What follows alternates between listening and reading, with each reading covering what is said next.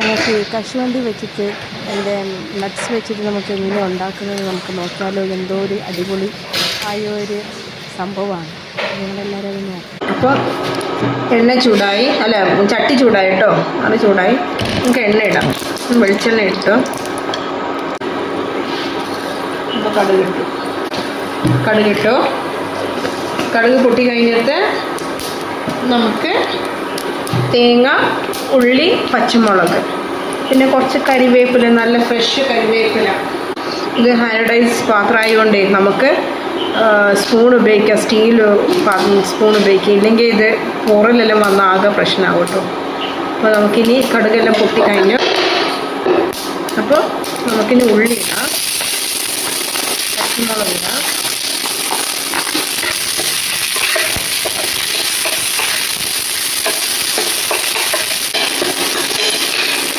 തേങ്ങ, നല്ല നാടൻ കരിവേപ്പില,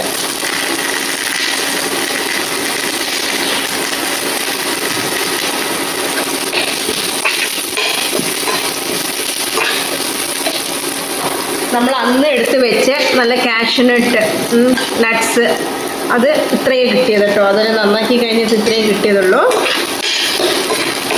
ഒരു വെറൈറ്റി, ഒരു ടേസ്റ്റായിട്ട് നമുക്ക് നോക്കാമല്ലോ എങ്ങനെയുണ്ടെന്ന്.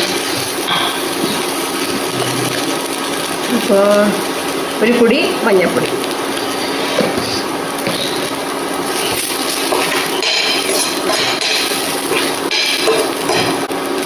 ഇപ്പോൾ അത് കാഷ്യൂനട്ട്,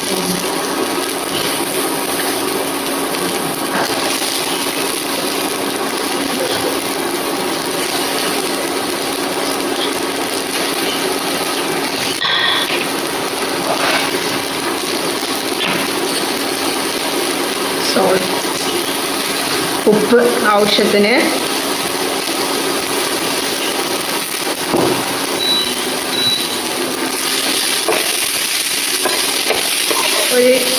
ഇത് പെട്ടെന്ന് വേകും. അതിന് കൂടുതൽ നേരമൊന്നും വേണ്ട. ഒരു 5 മിനിറ്റ്സിൽ ജസ്റ്റ് തീ കുറച്ചിട്ട് ഒന്ന് വെച്ച് കഴിഞ്ഞാൽ, ക്ലോസ് ആക്കി വെച്ച് കഴിഞ്ഞാൽ പെട്ടെന്നാവും.